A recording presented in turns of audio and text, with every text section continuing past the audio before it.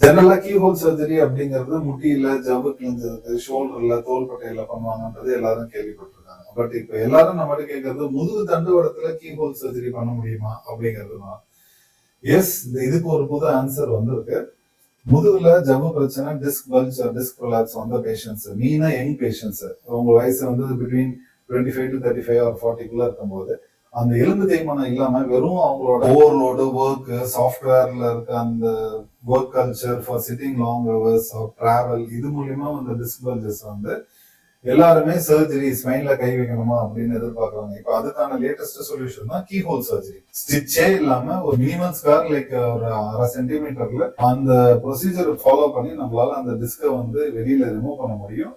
Remove பண்ணதுக்கு காலையில பண்ணிட்டு பேஷண்ட் ஈவினிங் டிஸ்சார்ஜ் ஆகி வீட்டுக்கு போகும். இப்படிப்பட்ட ஒரு ப்ரொசீஜர் வந்து இப்போ இந்தியாலையும் வந்து பண்ண ஆரம்பிச்சிருக்கோம். எங்க சென்டர்ல ஒரு ஜெர்மன் எக்யூப்மெண்ட் வச்சு வெரி ப்ரிசைஸா 1 டேல இதை பண்ணி வீட்டுக்கு அவங்களுக்கு அனுப்புறோம். சில பேருக்கு அந்த கரெக்டான இண்டிகேஷன் வர பேஷண்ட் வந்தாங்கன்னா இந்த கீஹோல் சர்ஜரி ஆர் இந்த ஸ்கார்லெஸ் சர்ஜரி வந்து அவங்களுக்கு ஒரு பெனிஃபிட்டா அமையும்.